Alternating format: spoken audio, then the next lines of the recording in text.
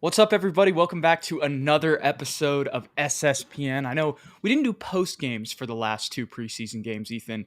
You were Mm-mm. able to watch them. I was not. I was at the last week of my job. But you know what that means, Ethan? I'm full time. I'm full time SSPN with a little bit of writing, though. If y'all want to read into some Spurs stuff, I dropped an article on my Substack that I started over the weekend, just kind of Heck yeah. talking about all the big picture thoughts on the Spurs in the preseason and what's going to happen, who are we going to trade, are we going to trade anybody, all that good stuff. But Mm. I'm just going to dish it to you right off the bat, Ethan, because you were able to watch these two games. We'll start with the Magic. What were kind of your takeaways in that one? I know we were just kind of joking about it before, and I was saying they choked, and it's like, really, that's not even the right thing to say in the context of it Yeah. because of them just putting in its preseason. So give me your takeaways from Orlando. Honestly, I thought we looked pretty good, especially in the first half. I thought a lot of our role players came to play, like Jay Rich, Keita Bates Diop, who actually went 4 for 4 from 3-point land. Apparently, he's been in the gym We working on have that. to talk about that afterwards. My boy Keita looking like a sniper, playing a lot of three as well, which is surprising to see. Uh, but if he's hitting threes like that, I guess I'll take it. And then Doug McDermott looking very good as well, looking fluid. His injury has not appeared to slow him down one bit. I remember he had that injury against Indiana last year at the end of the Mm-hmm. season. He Yep. looks great, looking like he's trying to build his trade value. Uh, but honestly, I like what I saw from him. He just spaces the floor so well, knows where to be, knows where at all times offensively, and didn't look that bad defensively either. It was a good team effort overall, both sides of the ball, from everybody that's going to get meaningful minutes, like Zach Collins, Isaiah Roby, Devin Vassell, all these guys. The problem was when we put our scrubs in, at the end of the game, Orlando made a run and they won the game. They outscored us by 10 in that fourth quarter, and that was really the difference at the end of the game. But I thought all of our rookies played well, and Blake Wesley in particular, he looks really a lot better defensively, Jude, than I was giving him credit for with the initial draft of him Mm-hmm. and in the summer league as well.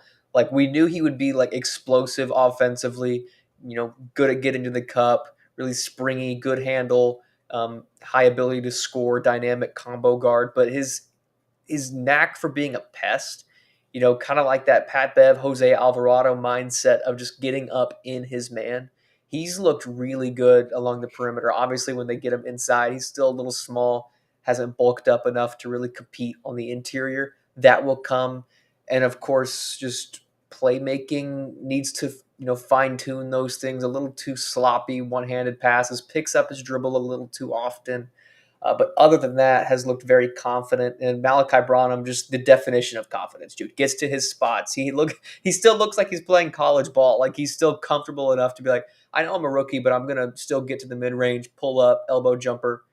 That's cash money, and a lot better in the preseason than in the summer league as far as catch and shoot ability. He looks a lot more comfortable just kind of working along the perimeter. Maybe he's been working with some of the guys like Doug McDermott, Devin Vassell on that skill, but he looks great as well. And Trey Jones, I think at the last point, he in both games has looked really solid. He's not gonna, go crazy this season. I'm not expecting like a Trey Jones most improved player candidacy or anything like that, but just a Mm-hmm. solid, starting point guard, field general, knows where everybody needs to be, doesn't play outside of his strengths, and his jumper Jumper looks a looks better. lot better. He finally cleaned it up, has that elbow in. It's still a little slow, but you can't leave him open anymore. I think he's going to be a lot more dangerous from 3-point land, which will open up the offense for everybody, especially when we got guys like Devin Vassell and Keldon kind of basically going one-on-one and being the, where we run the ball through is them. Um, so, yeah, and both of these games as well, grain of salt. KJ didn't play either. Devin didn't play against the Pelicans. So, no No Primo Jakob either still. against the Pelicans. You're right, Primo's gone.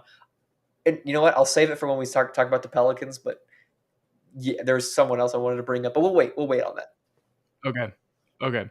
So just a couple little takeaways from what we were talking about. So I told you I wanted to talk about Mm. KBD because I was joking with some of my friends. I was like, dude, he's locked in. He's locked into SSPN. He saw us He talking did. mad mess and he was like, dudes, And then right before we were watching this, I'm watching a little bit of the Pelicans replay, which is where I saw the Trey Jones smooth jumper. I'm pretty sure he only took one that game. That I might be getting that confused with the Magic game, but still, the point is it's much improved. And so when we were talking about it, that's why I said it. But I also saw like a nice Euro step from KBD, and I was just like, bro, KBD hurt us, and he was like, He's I don't looking a hear lot y'all more now. aggressive. Yeah, he's looking a lot more aggressive and willing to score, which is like completely different from what he's been in years past. That first game, it's just that's the ultimate epitome of like first game preseason games mean nothing. Yeah. Like, even though we're making these shows to try to find some sort of takeaways, like that's just one pure example. And who knows? I mean, like he could suck for another 3 games after this, but it seems like that was, I mean, 4 for 4 in the Magic game, like after what we saw in the Yeah. game prior. And they kind of list him as a 3, and we were like, definitely don't play him at the 3, but it's like now he's Yeah. doing stuff where you can play him at the 3. So, but that's just good overall. But For the then again, Spurs, he so. went 0 for 3, 1 for 8 from the field in the next game of the Pelicans. Yeah. In the Pelicans, that was Like he's just up and down. I think it'll get more consistent. Again, he didn't have Devin drawing 2. He didn't have Jakob Pertl. He was yeah, really out yeah. there by himself next to Sohan. I didn't even mention Mhm. Sohan. People are really upset about Jeremy Sohan because his offensive productivity hasn't been, statistically off the charts or anything like that. But he looks great, in my opinion. He runs the floor so well. Defensively, I saw him make a he's nice pass, yeah, like a inside to Zach Collins for a dump off way dunk. better passer, Yeah, in the especially in the Pelicans game. open court than I gave him credit for. A better ball handler than I gave him credit for. I thought he'd be like, making plays out of the post or something, but no, he's able to, put the ball on the floor and make plays for other guys, which I think is really cool at his size. Um, Obviously, he hasn't really gotten an opportunity to score, but I don't think that is a reflection of how good he is at scoring the ball. I think he just hasn't gotten enough chances. And he has missed a couple gimmies, at the rim, but that's to be expected For from a guy. 19. He's nervous. Yeah, he's all of his baskets to me seem to be like, oh crap, now I have the ball and I'm open. Let me put it up really quick, and then rolls off the front of the rim, rolls around the rim, whatever it may be. But his jump shot looks a little bit. It looks nice. I think it's just a matter of getting it consistent, getting it to fall at a higher clip, and working on finding a way to be more like involved offensively. But Mhm. I don't even think he needs to score, not at this point. I don't feel Like like that's his role right now. I don't think so either. I think he'll be a dribble handoff guy. He'll bring it down the court, off the glass. He'll push the pace and transition, be able to make plays for other guys, or take it all the way to the rim. I don't see him being in the post, ISOing on whoever, hook shots like Timmy D. Like I don't think that's him yet. Maybe he'll get there, but he's playing a lot of 3 too, Jude. He hasn't really Mhm. backed anybody down, which I think is interesting. That is interesting.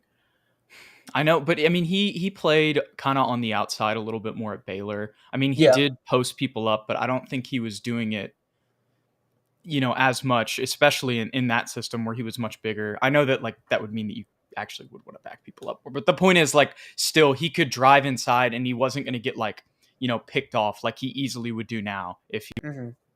he was trying to drive inside, and could easily do that, get through, multiple defenders and then go up for a layup or a dunk driving to the rim. So like he could drive from the perimeter a lot more, which is probably why he didn't post up as much. But Yeah. now that he's in the league, that's not as much of an availability to him. But I don't think that necessarily. I mean, I think one day he will be able to do both.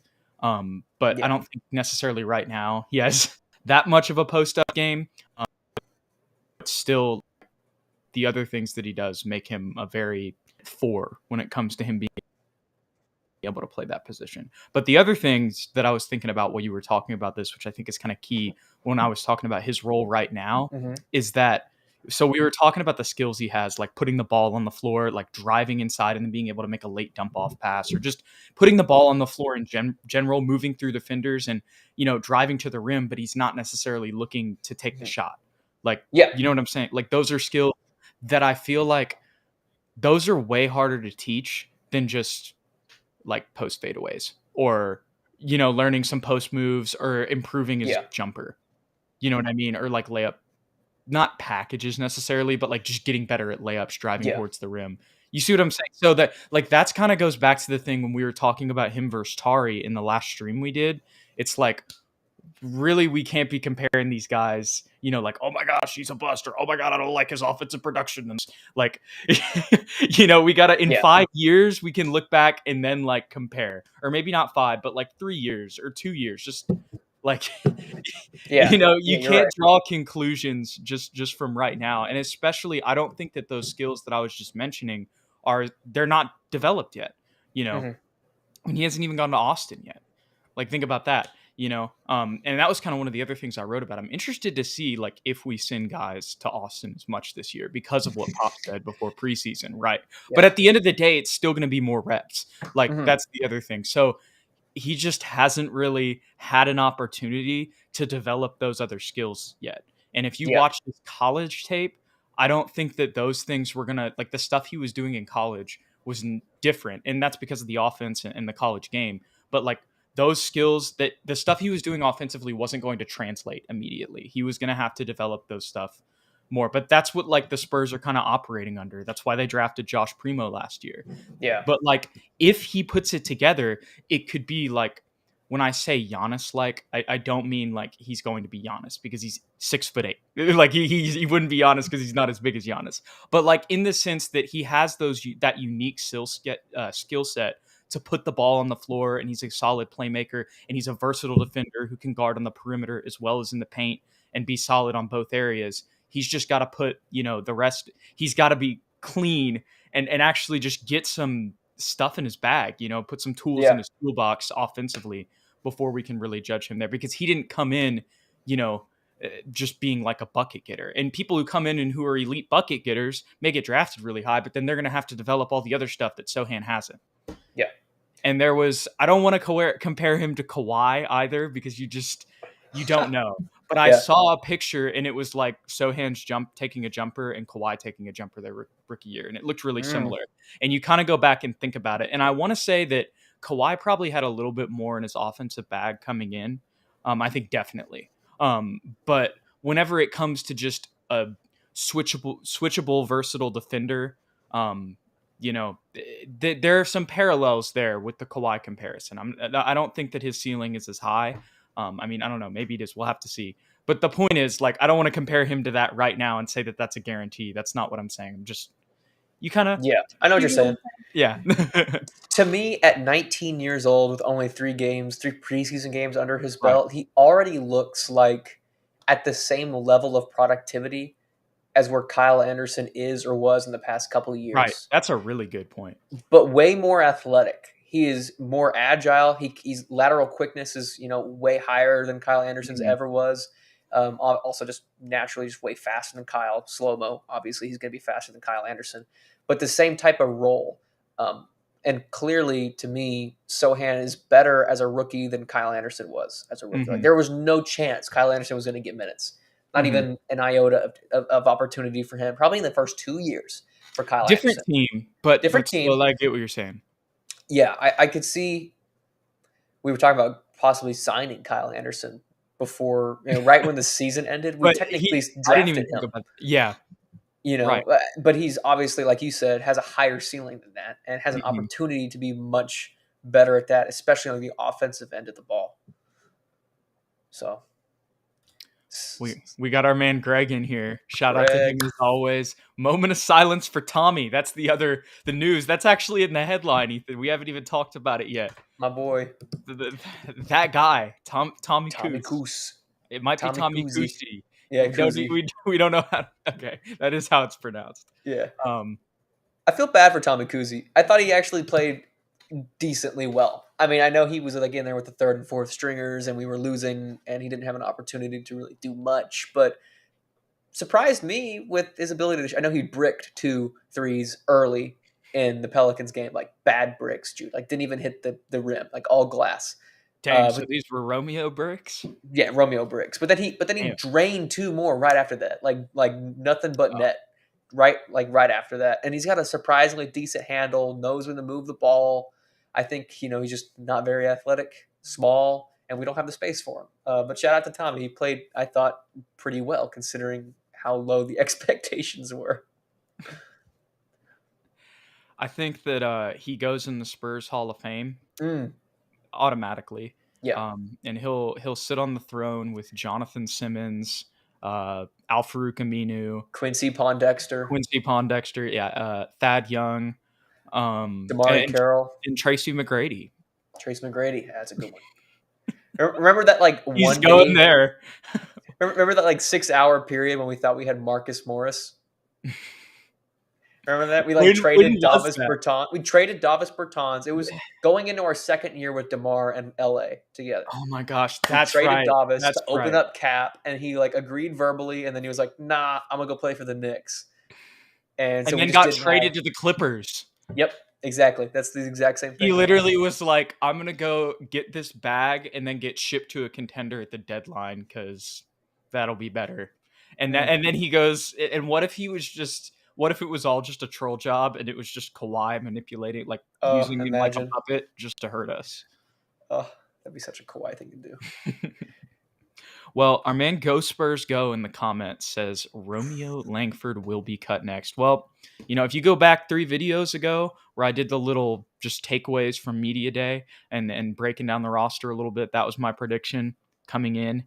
I just don't think you sign Wieskamp to a 2-year deal. And okay, you have one thing to say. You may, and there may be another person because we I have a actually have 2 people question. left to cut. That was my Okay, question. How many people? Okay. the other one's going to be Alizé Johnson for sure. Yes. Pop This got one, so mad at him. oh, I didn't even. Alizé got I the just knew ball it was him. I haven't even watched, but I knew it was good. I was like, he's done. right wing against the Pelicans, right in front of Pop. Pop standing up, arms crossed. Pop looking pissed off already. And Alizé, for some reason, doesn't swing the ball and just starts going and starts handling like crazy. And then like tries to drive, loses it, Dude, recovers, drives again, and like tries to lay up and like flops and misses the layup. And Pop just goes like, and he's like so mad, calls a timeout. It is hilarious. But he's gone. well, bye, Alizé. Romeo. Okay, so like I said, there's no reason. Here's the thing: Romeo can't shoot. Wieskamp was literally known for shooting. Wieskamp is not a potato on defense. In fact, he's kind of better than you think. Mhm. Like, just in my mind, at least, from what I remember, even from the first game we were getting blown out, it's like, and there was some stuff where, like, he puts his hands in there too. Like, he's not even like someone who's just like trying not to get beat. Like, he tries to make plays. Yeah. And you drafted him, and it's like Romeo is just in this trade with the Celtics basically to probably make the cap space work for Derek, or maybe you're like, yeah, we'll try a shot at this guy. Why not? But once again, at the beginning of the season when they signed Joe Wieskamp, the writing was on the wall because there's only so many roster spots, and unless Wieskamp is trying to act like Slim Luca, I don't really think that it's going to happen for my boy Romeo because Yeah, we see what his jumpers look like. I could get around the fact that he doesn't have a great jump shot, Jude, if he just showed me anything else. Just anything else. I know he has had limited time playing He's a in these 3 solid preseason defender, games. but there's a reason He, they aren't playing him that much, and he doesn't do anything. Like we were texting. I'm sorry to interrupt you, but like no, yeah. he just doesn't do anything at all. Or maybe that was somebody else I heard that from. No, But it's that like was me. That was me. yeah, he doesn't add any value. Where it's like at least like old boy Wieskamp is going for rebounds, like cutting, like or finding like a position is like on the perimeter and has his hands in place, like ready to go. It's like you always know what his role is. Where sometimes Romeo he's just there. He's not really supposed to do a thing in particular. Yeah, dude. He had 10 minutes in the Pelicans game, went 0 for 3, 1 rebound. Wieskamp had 7 minutes, went 1 for 4. That one shot was a 3-pointer and nothing else. But like you said, Wheezy's always ready. He's a capable shooter. He's supposed to be a really good shooter. I think his confidence needs to get boosted up a little bit. I think in the NBA level, he's like gets kind of nervous a little bit. Mm-hmm. But a capable defender, big, strong guy. Romeo hasn't showed me anything. I mean, it'd be one thing if in the open court he was like crazy, like, oh my God, he gets up and down with the best of them. He's got a great handle. He can finish at the rim. And Wieskamp's bigger than him. Like that's the Yeah. other thing too. And I texted you this last night. It feels like now. I mean, this is one of those things that people are always get mad at, but it feels like just watching him that his effort has been diminishing since we He's traded for him. disinterested. It seems that way. Now I don't know I if think that's I don't. true, but Yeah, from watching on the TV, it looks yeah, like he's disinterested. I feel like it's different than last year, but it's hard to say he's like definitely cut because at one point in his career he was like a really nice prospect. no, he was supposed to be like a top 10 pick. Yeah, Like and then before college or at college, he just somehow forgot how to shoot. yeah, and It's you'd like Markel think Fultz, but like he wasn't projected to be a number 1 pick. it didn't have any skills like Markel Fultz technically has. But like it would be great if we could trade him for something. But I don't know if he has any more value. I feel like once he got traded from Boston, his value really dipped, and everyone was like, "Well, let's see what he does in San Antonio." There's nobody really that great in San Antonio, and he didn't do anything. And I don't I know. feel like Dom Barlow has shown more in garbage time Yes, than Romeo has shown in his entire tenure. Dom And Barlow, Dom Barlow's a two-way. Like he looked he's fantastic. I mean, I know it, like you said, garbage time, but still, he looked fluid. He looked mobile. He was able to improved from block the the summer shot. league like a hmm lot. Comfortable, able to finish, through contact. I know he's only 7 minutes of play, but man, he looked nice. And he's a big, long, strong body that we can stick out there that's also able to move his feet, which is what every NBA team is looking for. I think he'll have a great year in Austin. I hope he actually gets a few minutes, probably in the second half of the season. We'll see in San Antonio because we are We down got on big men. 45 days. We can use him how we want to. Yeah. Especially if Zach continues to get kind of beaten up a little bit. I think Zach has like an elbow problem now or something Oh I my saw. Zach, dude. He can't hype, bro. Zach cannot hype up like the way that he did. He's like, y'all see me like this before. And I'm like, watch the games. It's like, dog, Uh, it's the same. it is the Feel same. I know you feel healthy, but Dude, I told you the Rockets announcers in the first preseason game were roasting Zach. I felt so bad because I like Zach Collins, and he didn't he he went get like dunked 2 for on? 4. Yeah, he did. He went 2 for 4 from 3-point land, but he like every time he shot the ball, the Rockets announcers were like, "You're not going to win very many games if Zach Collins is shooting threes." And I was like, "Oh, he's better than that." What do But you think we're trying to do? he Like went. Oh that's yeah, the yeah, other thing. Also, that's the point. Like yeah. how, Facts. you should know this. You Let's literally start just him. got Jabari Smith. Like Mm. anyway. Yeah, we got our eyes on old Vicky. Uh, Yeah, he went 0 for 4 last night. It wasn't wow. pretty. And oh Look, my we can cut him after goodness, this year. That's the thing about his contract, at least. he went negative 27 in plus minus. I know not everyone believes in plus minus, but that's pretty significant. Yeah, no, that's. Jakob's gonna play. And the good news is we're not trying to win. Yeah, that's true. And Jakob wasn't there. You know what I will say though? This is completely off topic. I don't know why. Oh no. This No, is I have. on topic. Keep going. Gorgui Jang looks nice. He looks solid. I know he's old and slow as He's only 32, all get but it. He's slow, Jude. You can't tell me that man's not like a mm, glacier out there on the court, especially defensively. But he can hit open threes, and a that's all that matters. glacier. He is I love moving it. in slow Oh motion. gosh. Oh, I love him though. He's got a little bit of nasty in him. Our man King J says Romeo and Alizé next. Yeah. I think it might have came in a little bit after, but we were just talking about that. Our man Ghost Spurs Ghost said Romeo Langford will be cut, and we were saying there were 2 people left, and we predicted those 2. Mm-hmm.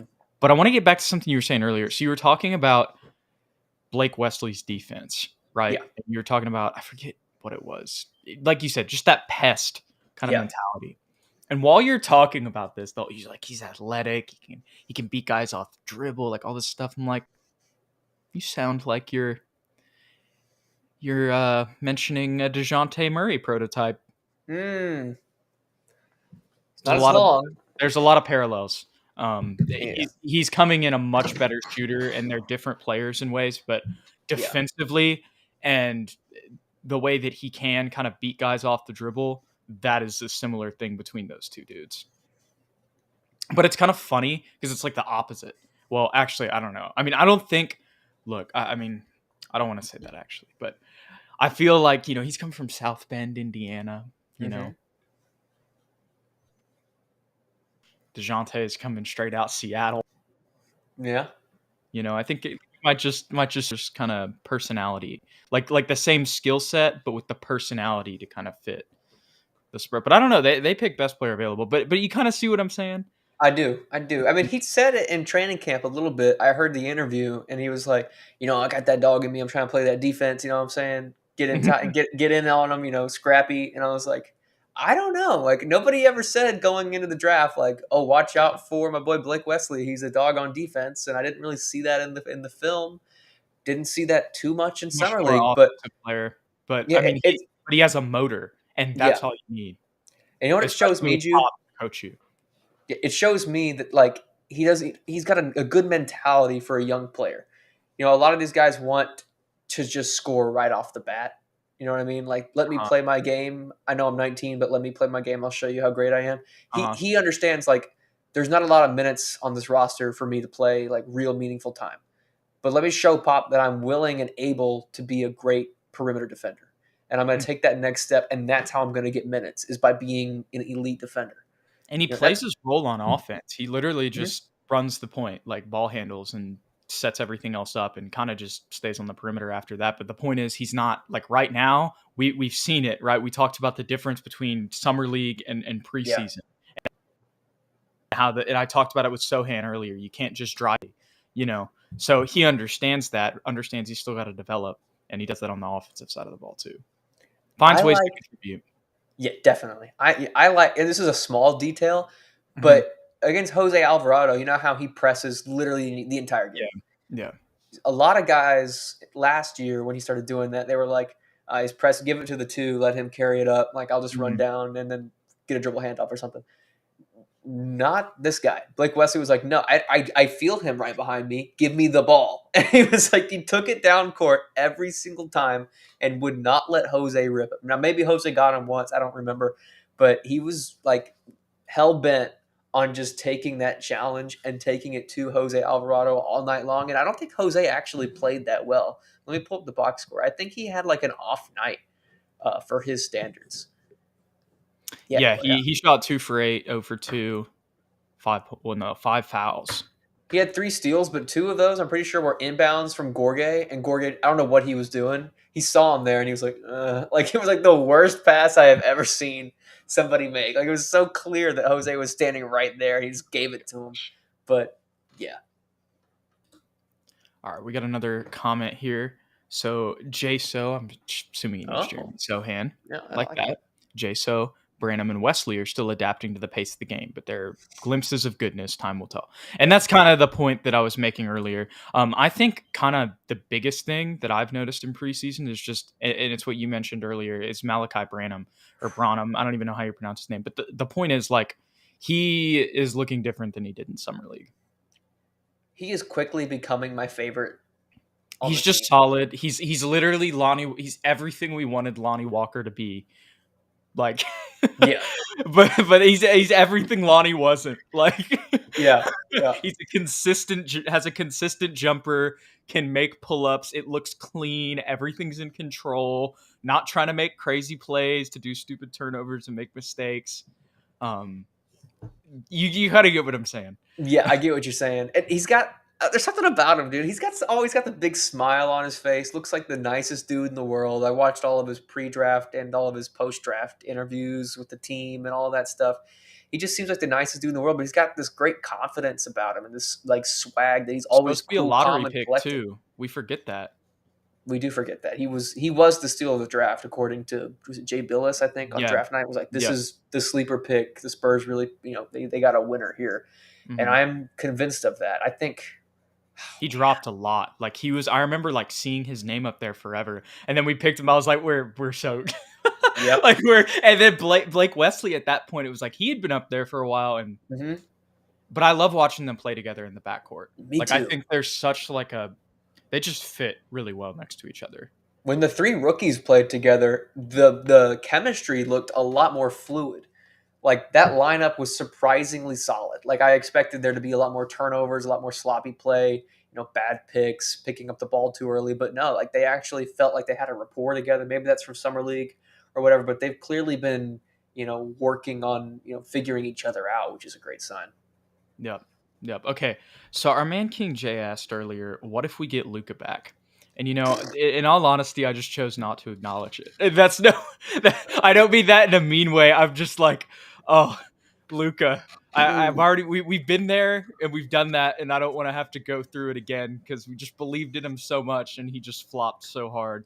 And the same thing kind of happened with the Knicks. Like he can be a G League monster for the rest of his life, but when he gets into up to the league, it just doesn't translate. But Okay, good. it was a joke, yeah. But he says, to be honest, why you think they waived him? And that's just if you're referencing Luca, we'll go back. It was so funny because we literally had a stream that night, and I was like, dude, like he didn't go back for that ball, like it was weird, and then he got taken out, and then the next morning we get the notification like Luka Samanic has been cut. So funny. So funny. Definitely because he wasn't putting in the effort, and I think he thought he was a little bit better than he was. Oh, he's talking about Tommy. Oh, no, he's talking about Tommy. Why do we think they waived Tommy? Timing today, but I think they're just trying to get the roster down as the preseason progresses. Like probably in another week, we'll see Alizé cut, and then Romeo's ties will be pulled at the last second, and it will be very painful for him. And then he'll go get a two-way somewhere. Remember, he can shoot and become an all-star, and we'll just have to deal with it. Exactly. And we also did the last part, but he probably will get a two-way somewhere. We have too many guards too. I mean, we didn't need him. He says, "Is it because he missed 4 threes?" Did he miss 4? Oh yeah, he was 2 for 6. Dude, that was crazy. I've never seen somebody brick so badly and then folled up with two just splashes. Splashes, Jude, like pretty. It's because he's Tommy Kuhse. You know what's funny? The CEO at the company I work for, his name is that. Oh, that's his name. Is he related? I doubt it. I'll ask him in the office tomorrow. Is he a hooper? I don't know. Maybe. I'll see. Maybe. We'll see. Santa Barbara legend, I think. Or no. I don't know. Regardless, it's the same college Patty and Jock went to. Yeah. Oh yeah, really? St. Mary's? We got it. Speaking of it, yeah. No, it was St. Mary's. That's what it was, not Santa Barbara. And speaking of, the Spurs Hall of Fame that he's going into, we totally forgot to include Jock. Yeah, Jock Landale. We got Drew Eubanks. Jock. And Eubanks. My boy Drew. Is Eubanks? He's back in up Nurkic in Portland. Yeah. Portland? Okay. I hope he wins that backup battle. I think there's like a conversation right now between him and Trenton Watford. We'll see. I hope he gets it. It's a battle between a former Tiger. This is tearing my heart. You got to go Eubanks, baby. No, I do have to go Eubanks because Trenton Watford, like, he's more of a 4. He's 6'8". Yeah. They should play. We'll see. He could play like small ball. Technically, Eubanks is only 6'9", but you know Drew. Ooh, he's 6'10". He's strong. He's big and strong. I love him. I miss him. He's big and strong, and he gets the balls. And he's big and strong. Oh my gosh! All right, Ethan. Any other final thoughts on this episode of SSPN preseason? I'm just making sure I didn't miss anybody on here. Surprised that I didn't realize Jordan Hall was 6'8". I like that. I like that in him. Mm-hmm. I thought he played decently well in the 5 minutes that he had against the Pelicans. I'm forgetting something, but finish what you're saying. I was going to say, don't sleep on Doug McDermott. I think he's actually been really productive in the preseason, and I would expect him to have a much bigger role coming off the bench as the backup small forward. Our man Montgomery Flores, excuse me. I'm glad to know that Eubanks' love isn't gone forever. It never will be. He's always. Never. I'm not going to show it right now, but I have a signed Drew Eubanks poster right up here. It stays with me. He stays right here. But y'all got to go on YouTube and y'all got to go to the Spurs channel because they did like a walk-up song. Like, what would be your walk-up song in the MLB, or like if you're walking out in the WWE, like what would? And I forget. Who it was. Blake's was funny. Like he said it and then he like sang it. Anyways, I'm gonna go watch that for sure. Yes, they're all pretty funny. Forget what KBD said. He said something. I don't know. Dude, KBD's vibes are so He's at immaculate. the I love end. him. He's at the end, and he's like playing off somebody else's. Like I think he heard somebody else's choice, and then he says the lyrics too. You know what, Jude? Shout out to KBD. We thought he was gonna get cut, and he is not leaving this team. But he's sniper KBD. He refuses to let up. He will continue. His to minimum fight. contract will stay here forever on a team option. He is the and next, we'll always take it. the next Matt Bonner, the next Udonis Haslam. He is that guy. Yes, absolutely. All right, y'all. Well, for watching SSPN. If you've been watching on Twitter, we appreciate you. We have been doing those streams now. And also, if you were putting any comments in the chat, we can only see YouTube ones.